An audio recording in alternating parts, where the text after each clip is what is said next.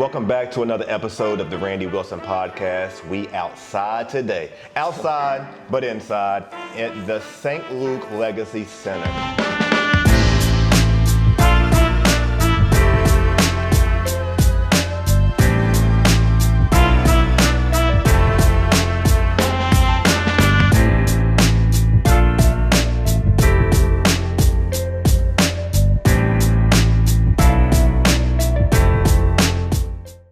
Blessed to have the great guest, George Johnson. Before I get into him, I want to take care of a little bit of business. Please go find the St. Luke Legacy Center on Instagram or wherever you entertain social media and follow them. I was blessed to recently do a phenomenal episode with the owners, Corinne Carter and Nikki Shaw.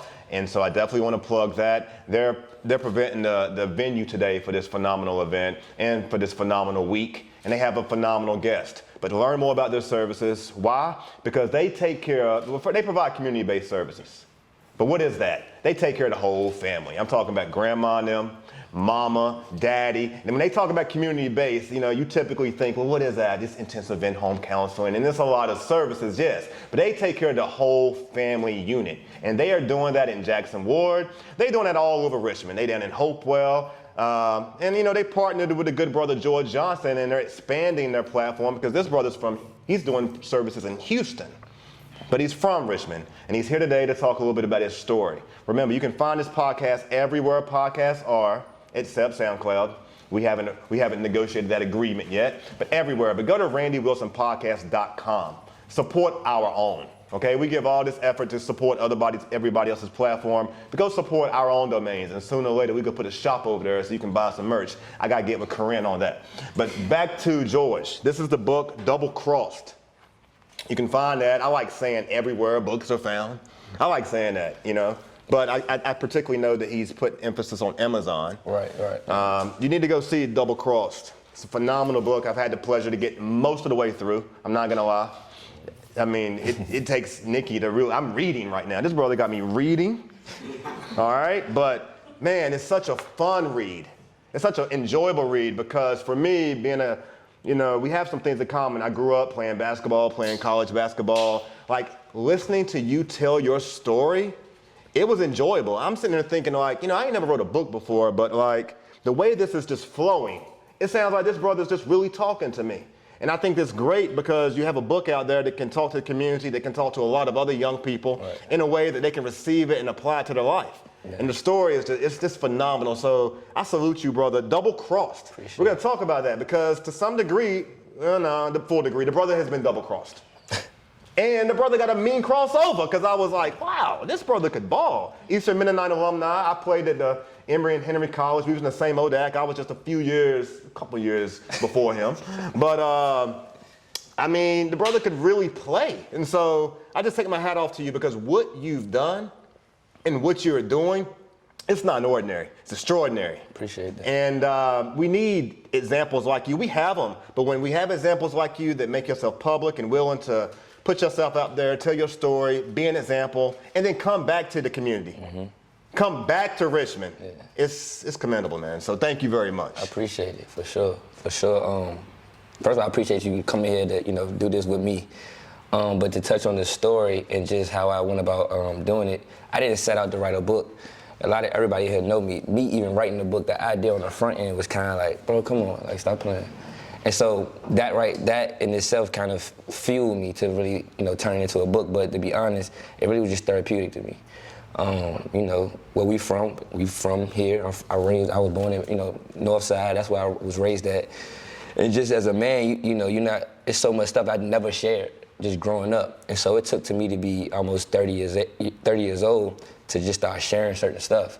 And so, like you say, and we can get deeper into the story, it was just therapeutic. And at the end, I had wrote down so much stuff that I knew that I'd never shared with just, no one person knew everything that I was dealing with because of just, all the different businesses I got, all the different walks of life that I deal with.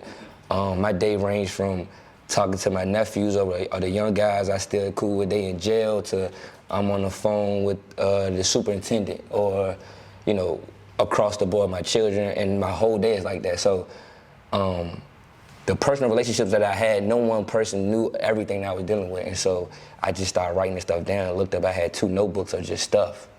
And I was like, I'm gonna put it in a book. And so, now we here.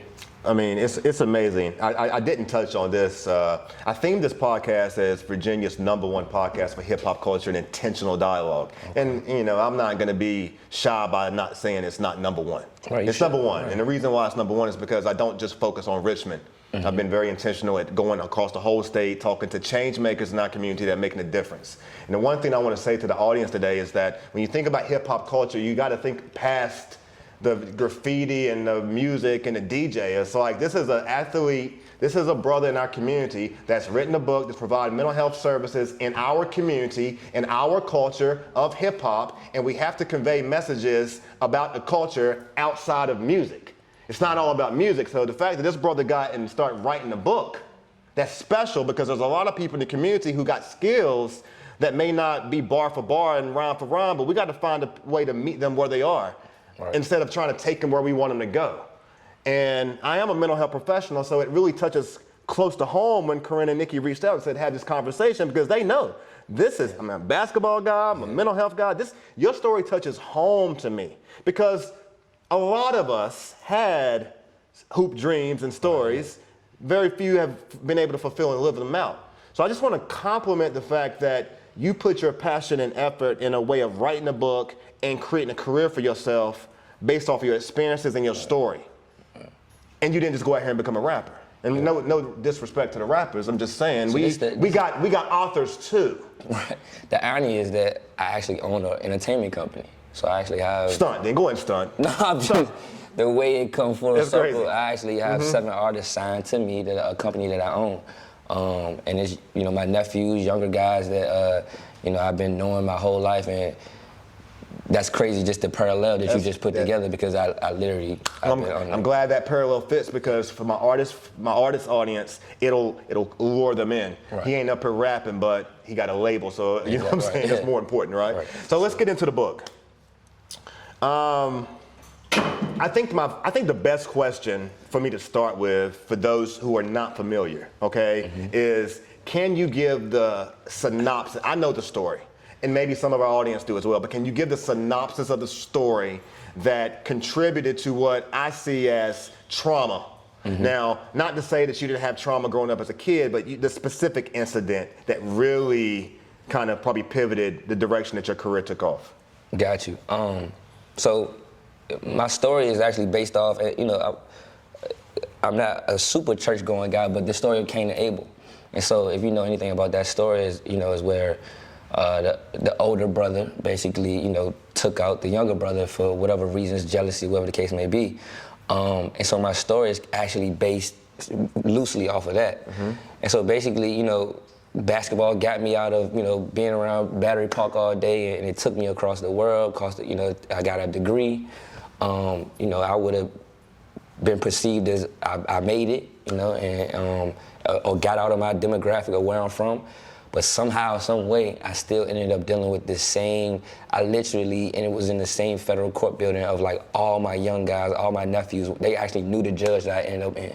And so at this one moment where I had seemed like I was rich, I'm a millionaire now, I'm making money, I still ended up being in the same courtroom of all these young guys that I mentor and they look up to. And the root of it came from internal. It wasn't even like a guy down the street that didn't like me. It came from my 2 oldest brothers, who I grew up, I'm the baby boy. I grew up my whole life, wanting to be like my brothers. One of my brothers, we followed the same footsteps in basketball. And he's who I wanted to be, everybody, all my peers wanted to be like my brother. And so it made me seem even cooler. But life just went a certain kind of way, and trauma, and like you say, he had his own trauma, we all had our own trauma, and decisions was made, and I ended up facing 8 years in federal prison due to just lies and stuff.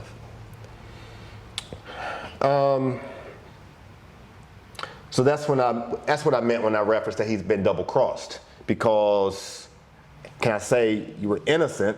No, it's a fact. And your brothers basically betrayed the loyalty in a relationship. Right. You know, a lot of times, you know, they say blood is thicker than water, and I'm like, of course. That's irrelevant. To me, the conversation is, what is family? Right. Because a lot of times I think the family that you choose to follow are because they have compatible interests with the foundation that created who you are, or the friends you choose to follow are opposite of your family, and that's why you take that direction in life, right? Yeah. But your family betrayed you. Yeah, and you know, probably, you know, everybody I'm around, all we know is broken families and stuff. So I never even, it's normalized where we're from. Well, definitely from Northside, and so, but I never dealt with the issues that came with like a broken family. You know, I still was able to, I had a relationship with my father, my mom, all my brothers, we all blended because some moms, type of stuff. But until I got to this fork in the road in this later 30s, I didn't start seeing the effects of having a broken family. I mean, it is normal, I agree. Like you know, a lot of us come from a broken community, and a lot of the reasons why the community is broken is because the family unit's broken, right, for one reason or another. And so I agree with that, but I push back and say that I don't know a lot of people though that, I mean, you can be broken and you can go down you can end up in an unfortunate path, but you were completely innocent. The young baby brother. I mean, you hear these stories about people who were locked up for years for things they didn't do, but I don't meet a lot of those people. Right. Yeah. And so then I go into say, like, help me understand, like, innocently being in a situation that you're not guilty or responsible for. Can you speak to like the experience of how you went into it dealing with, this is about mental health right now for me. It's like, how did your mental health, like, what was that journey like? From shock to probably like, what the hell, like, you know, tell me about that experience. So just to go pull back on what you initially said, I'm in a unique situation, right? I look a certain kind of way, I carry myself a certain kind of way, I play ball, I'm connected with the hood in a unique kind of way, but I went to EMU. Yeah, I do. But I'm still very much so still around, you know, outside around here. I own mental health companies, I work in the corporate setting, I got a record label. Me and my man still work on the court every day. It's like this weird, just combination of where the book was the first time that I was like, I'm gonna expose all these things that I am, because no one demographic or pocket that I was in knew that I was what I was in the other space.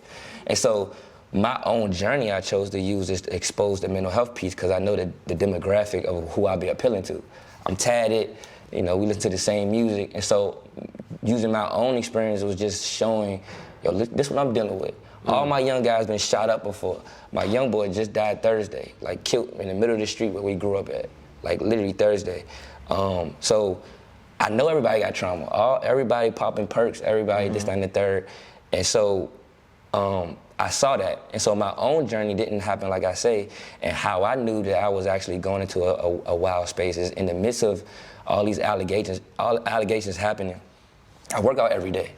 It's been my life. I mean, I've been an athlete my whole life. And so I went to go work out one day, and I always warm up on the bench press. And with the bar, like literally the bar, any grown man to a certain extent should be able to lift the bar. And I was lifting, I went to go lift the bar and I couldn't get off my chest, like to the point that somebody around was like, yo, you good? And I'm like, oh, and so I kind of got it up. And I was like, it's been a long day, man, I need a snack, right? So I went up to the front and got like some crackers and like a Gatorade, and like, maybe my playlist ain't right. So I don't know, I probably put Meek in or something. And I went back and I literally couldn't lift the bar. And I remember I left the gym and I was sitting in the car and I was like, oh man. And so I went to go get some help, and I went to like a normal doctor, and she checked me out and was like, you like actually in better shape than I ever see. I don't see people like in shape like you. And so she's like, well, what you dealing with? And I was like, well, like I'm fighting this federal case. My brother just had third. She was like, what? And some weight on you. Yeah, right. And she was like, man, you don't even understand what that's doing to your body. And my body just had hit a wall. And I just realized that, you know, I was depressed. I was hurt. But, you know, where we from, showing, you know, that kind of vulnerability kind of make you weak. because you know people prey on the weak, Yeah. and so I had never like verbalized like I'm hurt, and so that's when I started going down the journey of, and keep in mind I'm still operating all my businesses. I got payroll to do. I got at that point like 50 employees that I'm managing, so I gotta get up and operate every day. I'm still taking care of my mom. I had retired my mom. I still got children to take. I'm doing a lot, but I gotta keep going. So I just hit a wall like that. And my other friend, he was staying with me at the time. I was in my apartment for like a week. He came in the door and was like, bro, I've been knowing you since we were 6th grade. I ain't never seen you not go to the gym, you know, or be in your room this long. And that's when I started realizing like I gotta get help. Man, you want to talk about the weight being on someone's chest where they can't pick up the 45-pound bar. Yeah. I think that's a moment just worth highlighting because I think that in the community, I think in the black community particularly, you said it sometimes, like weakness can be identified as a result of just not being what I guess people's perception of you is, right? Yeah. And I think that there's so many things that kind of come through us. I mean, through our ears, through our eyes, through the experiences that we have, through just being in the environment, we're plagued with stress every day. It does become somewhat normal. And a lot of times we don't realize the impact of what things have on our body. Right, yeah. Go check out the episode with Corinne and Nikki. We talk about a lot of those things, and a lot of those services are here, I think, today that can provide. Tomorrow. Those services are here. Those what do you call them? Well, I wasn't gonna go to Yanni. I wasn't gonna go there.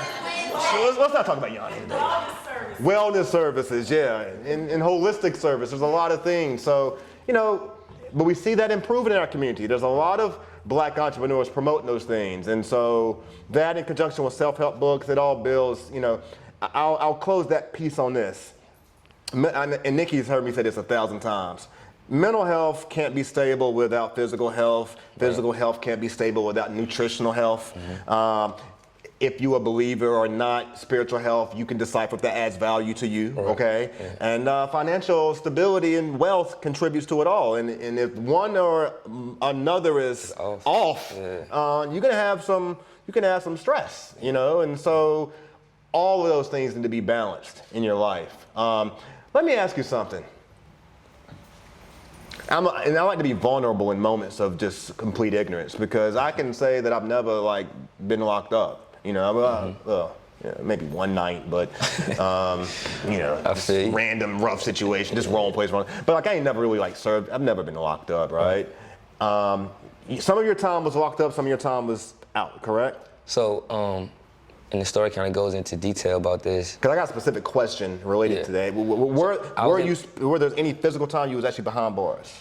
No, I ducked it. I was able to get federal house arrest, and even that whole how that even happened is something we could speak on. Okay. And it's in the book as well. But the only time I actually was behind those bars is I actually had to turn myself in. And so when that happens, and this ain't like this ain't Henrico County. The feds handle it totally different. The sheriff come get you gotta go there, and the sheriff come get you. They take you in the back, and like they got a jail back there, right there on Broad Street, right down there, and I had to get processed. Yeah. And they, my lawyer stayed, and it was scary because on a Friday afternoon. After a certain window, if they don't get you out, you gotta stay till Monday. Yeah. So they was able to get me out. I spent a lot of money, but no, I only was in there for probably like 2 hours. Yeah. So my question, and I want you to answer it to the best of your ability through your experience. Like I've always I work with people. I work with criminals. I work with folks who are in very disadvantaged situations. I work with people who are homeless, and you see this what society does to people. Like, I mean, if you're locked up long enough, you're gonna have you ain't eating healthy. No. You in isolation. It's cold. I mean, you live in a very uncomfortable environment. After a while, that plays on you. Yeah, for sure. Can you speak to you didn't have that experience, but your experience was bad enough, so you ain't gotta speak to that one. Can you speak on just like what that experience is like? The stress level, because to me that's at a level where it's like there's a lot of people who may have had similar situations, but it's one thing to be in someone's trail or someone's shoes. There's another thing to actually be in those socks. No, like, right. you know what I'm saying? I wasn't in the lint Yeah. of your socks to be able to, and like, we can't always relate because we don't have those experiences. And I think that's one of the things we got to be clear about. Don't try to, you can always empathize and show sympathy and care, but you can't relate to what you haven't been through if you're trying to help someone. So help me, help us understand like how that plagues on you, like impacting your whole body. Got you. And so to go along with what you're saying, in those 2 hours that I was in that holding cell in the feds, it was actually an older guy that was in the same little cell out, and they was about to ship him out. So when I walked in, I had a suit on and everything, because they let me keep my clothes on. He had his stuff on, about to get shipped out. And he like, what you doing here, young boy? I was like, man, you know, I'm about to get out though. He was like, damn, I'm about to go through 33. I was like, you about to go through 33? And like, older guy had to be like in his 40s, 50s. And they actually came and got him, you know, with his arms and his feet, and took him out. And he was like, keep your head up. And he was gone. And I had like another hour to just sitting there and wait. But I was sitting right there. You in there, it's cold.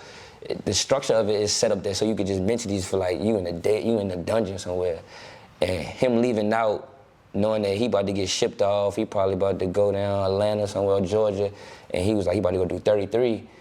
I was just like, I'm that close. Like I'm right here with him. Like I got to keep my suit on, but like he gone. They came to get him, and like that very moment he was leaving Richmond for however long. I mean, he probably gonna die in there. They just keep it 100. And so that right there just woke me up, even if I wasn't woke. It was just like, I'm that close. I can't get no closer to like being gone. And just the trajectory of my life, of where I was at and what I done did, it's like, how did I, you know, get here? And then the reason why I got here, it get deeper. But you saying, you know, God helped me out and made sure that, you know, and I had to do a lot to get on federal house arrest. And so I was able to do my time in the house. It was in the midst of COVID. So my mindset was just shifted. And like being an athlete, you know, your mindset, that's where everything starts. I took on that time of just like, I'm gonna make this the most productive time of my life. And the funny thing is, I ended up saying the same stuff to myself of what I tell all my young boys when they're just in jail. They call me every day, I take care of them, I send them money, and it was like, I gotta prove myself, because I've been talking it to them, and now I gotta really stand on it. And so I always tell them about just maximizing your time. So I never let my mind go to a space. I just literally was like, I'm gonna be so productive. And I made it a competition of like, I know there's people out here, they get to be out, they get to do this, that, and the third. I'm gonna overwork them. And that's what I did. I mean, You was in the house building business. I started 4 businesses. I started literally 4 businesses that I'm making money today off of me being stuck in the house. My friends are coming to the crib. I'm 5 in the morning up. I literally started getting a bruise on my butt for sitting at the desk for so long. So like, that's just how much time I sat and just locked down and just mentally just was like, I'm not gonna let myself go that way. Yo, kind of in a different direction. I mean, we're in a time right now with social unrest in our community, and you've had these experiences working with law enforcement. Right. Like how do you guide, mentor the community? Like what is your take right now with like law enforcement in general? Like, do you feel like we should defund the police? Like, where do you stand? Where do you speak at? Because as a leader, as an owner of organizations, you obviously got to work with the police. But you've also had these experiences that kind of probably played an impact on your view on things. My take on everything is what can you control? Because if you start living your life trying to understand or you know, try to dictate what they doing. And so that's why anything I can control. In my situation, I sit back and be like, what could I have done different? And people will just, you know, feel like, man, that was your brother. He did this, that, and the third. And it's like, how can you change your family? What can you control? I'm just curious. Hey, what's the name of you got a hat, you got a brand, right? Oh, me? Yeah. What's it called? What you need? just putting That's that like, that's my man. I don't know him personally, but I got his clothes, and it just shows. but I knew I had a hat. I like that hat because it's got a W on it, right? Yeah, he got it on right. Yeah, and I owned it because my name is Wilson. So I was like, yo, I'm buying that hat, you know. But when you said that, I was like, man, there got to be a, you know what I'm saying? He got it around his neck. Yeah, this what you mean. Oh. This is my man since 8th grade. Gotcha. Okay. Yeah. But this is how we make relationships and develop in the community, right, you know. yeah, So it's like, that's cool. Yeah, but you talk about doing a lot of stuff. I mean, all these people in here, I mean, you know, this my mans. We got business together. We got business together. My cousin. Can you shout them out? Oh no, that's Keith. Oh yeah, you want to get on the camera, bro? Yeah, camera guy. Now that's Keith Crump. We got What You Need together. We own a mental health company together. Okay. Reese. I mean, he didn't help me out. I was able to stay in his home on federal house arrest. We got a nonprofit. We got a workout program coming out. We into trucking now. My little cousin, we got probably 5 different things. Yeah, I'm glad to hear you say that. I think that we don't need to be shy about, you know what I'm saying? If we don't promote ourselves or promote our own and let it not be known, like we can't really expect anyone else to do it. Nah, and you're doing great things, providing great examples, and we have youth who have an example from their own community they can see and you know, speak to those things. So That's a fact. Yeah, for sure. I salute that. I really do. Talk to me about like the relationship that you have with Corinne, Nikki, the St. Luke Legacy Center, like what your whole view is on this, because you actually sit on the board, if I'm correct. Yeah. I can start from scratch with that. Yeah. So that's my uncle. Oh yeah. So. Well, you know, I want, for the purposes of the interview, it's important for me that not only your story get out, but the whole thing kind of comes together. You know, because some people only pay attention to the clips you put out, and I'm hopeful that the clips draw them in to get the whole full picture. You know what I'm saying? See the whole story. Got you. So, Corinne, different look. She different, but she family, and I say different meaning that you know, I'm older than her. I'm 4 years older than her. So, I was in the mental health field before her, and you know, it wasn't my passion. My degree is in business. So I was in the field working with my brothers and older people that I looked up to. But she was still in school. She was at Mason trying to finish up school, and financially, you know, her funding kind of fell out. And so she, if you know Corinne, she like real dramatic and everything. So she had called me and was like, cuz like I gotta come home. And I'm like, well, I'm doing this mental health thing, and like this really is like, just come get into this. And I always told her, like, yo, you really did this stuff that we doing right here is really what you are, and like, I'm just here to like put you in it. And like, you're gonna take this further than where I could ever take it. And so Corinne was just a little nappy head, come from Mason down 95. Make it come full circle. Her first time, she didn't know nothing about working in the field, nothing. She just, you know, you go to school and reality is 2 different things. And so, we was out Battery, where we from, and grew up, and I remember being out there like, look, this who we servicing. Like, we gonna come back home, we gonna take over this, and like, it's gonna feel good.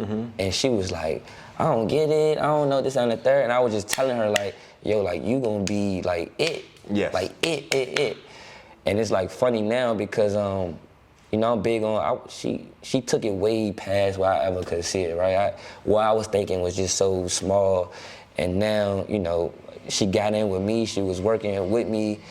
I was at a pivotal point in my life where I knew that for her to go and be who she needed to be, I had to kind of get out of her way because I was here. And so you can't go past me. So I was like, yo, you don't need to be you need to have your own, and we can have our own thing, and you the boss, and I'll be the little guy. And when I pivoted to Houston, which was like 5-6 years ago, she won't work with me no more. We started our own thing, and she just started adding all these other services and components, and then Auntie Nikki just came on board and just took it somewhere. But it really started from like me being young in this, and she just like dropping out of school.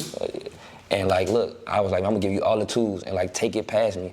And the irony of that is, anybody come behind you, you supposed to set them, but they supposed to duck all the smoke that you took that for them. And so that was my whole game. Like, look, I'm going through all this for the, you know, I'm learning all this stuff.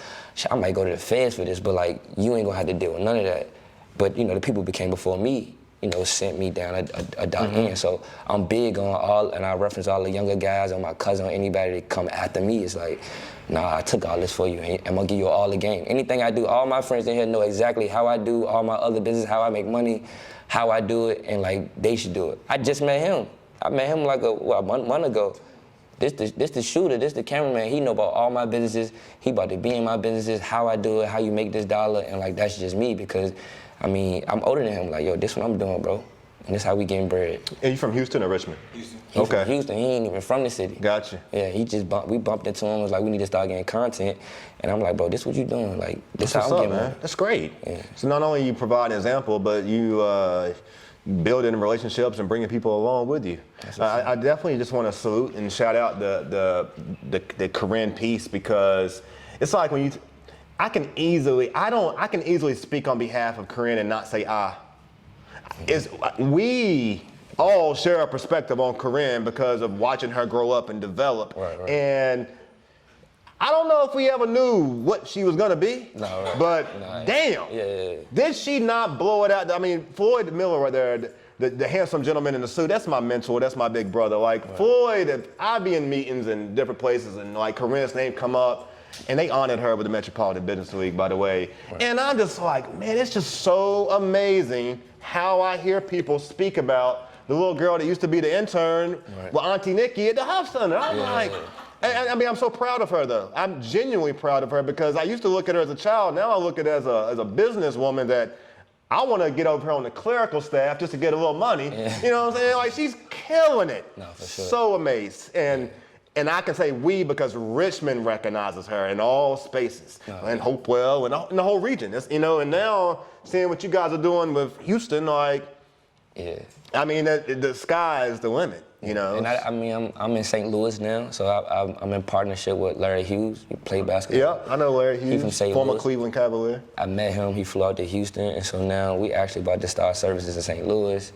So I'm all over the place. I got Dallas started as well, but like I said, I mean, this home, and really what Corinne and what Keith doing, because I mean, this my man's too. We all in the same field. We provide services to adults. Me and Corinne, we heavily on the kids, but like what we done did, and like as a group, we like, this ain't like, it's like real, this like my real cousin, that's like my real man, that's like my real man, like it's for real. And what we doing here for the city is like, I don't know if nobody else really doing. Yeah, I mean, stunt, brother. I love that. I love that. No, I love it. And the reason why is because I'm right here with you now, and we are in Houston and Virginia, and we all around because we connecting. And Corinne, my family too. I'm fortunate enough to say that she my family too, brother. We cousins now.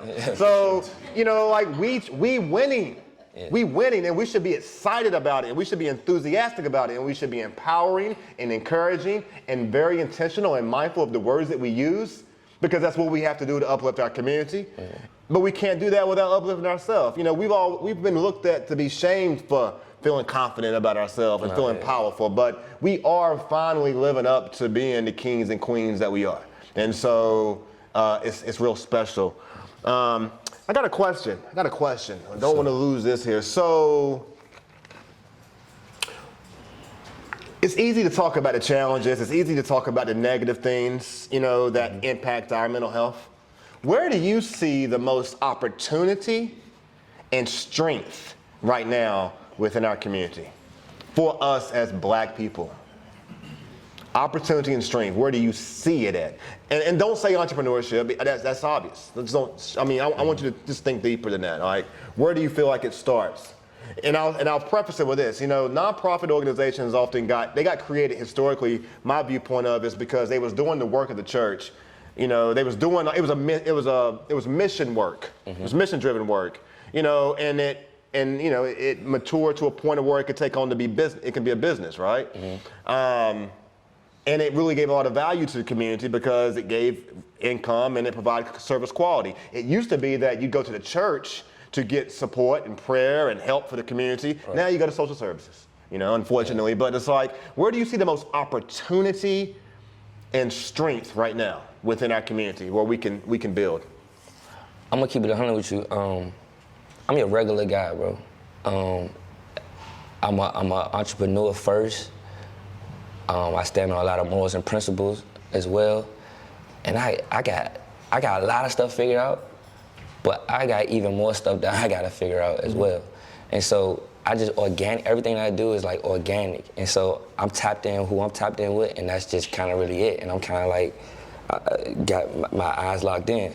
And what I realized just on my own journey and what I've done is that the vulnerability aspect that I've exposed myself is empower other people around me. Like, it's conversations that I have that like never would have happened unless I did what I did. And as an example, you know, it's not funny, but like the coping component of what younger guys do now is like crazy. I remember, for example, my book talks about me being robbed downtown, or 5 guys robbing me and me tearing my thumb, and that's what prohibited me to go play pro cross seas. And I say all to say, my surgery went how it went, and I had to take perks, and I took 1 perk, and I remember what that felt like. I remember being in my bed and was like, oh, like I can't function. And now I'm around a demographic of people where this is what they wake up, that's what they doing.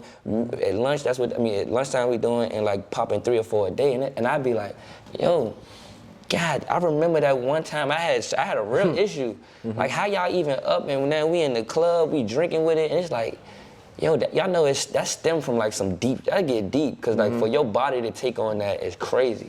And so me using myself as an example, I had these conversations with these type of guys now, and like now these conversations are like, I might need to go talk to Auntie Nikki, and like, damn, you showing your therapy sessions online, and like, you cool, I like you, I respect you, so like now I can do that. And so I guess to answer your question, the opportunity is just the vulnerability component is, I feel like, shifting my small ecosystem of people I'm around, and I feel like that's gonna shift a lot of mindsets and a lot of what people choose to do. I think you're blessed. I appreciate it. I just think it's a phenomenal situation. You know, I don't think you're regular. I mean, I think that you're a human, and we all are human, but I don't think you're regular. I think that you're doing extraordinary things. Appreciate I'm not gonna allow you to water it down. I mean, that's cool. You're being a humble guy, and you should be, obviously, but what you're doing is phenomenal. Appreciate it. What you're doing deserves recognition and praise. I just want to take my hat off to you and salute you. I want to make sure that everyone who's following this video, go get it right now, Double Crossed. For sure. Follow him on Instagram. Let them know where they can find out all your information.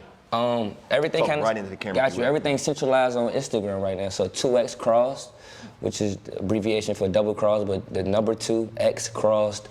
My link in my bio, you can go straight to my Amazon to buy my book. I have the soft paperback and the ebook, and you know, lock in. Yo, none of this could have been done without you, the great folks here at St. Luke Legacy Center, all the phenomenal, talented guests in the room. Couldn't be the #1 podcast in Virginia without Enso Media. If you want to get it done right, go check out my man Sam Anderson with Enso Media. This has been Randy Wilson Podcast, episode 78 with George Johnson. You can find this podcast everywhere podcasts are, except SoundCloud. Please subscribe to the show. Like, I have got about 400 people in this room right now. I just need like 11 followers to get that check for $3.12. Please subscribe to the show on YouTube or wherever you like podcasts, and we out.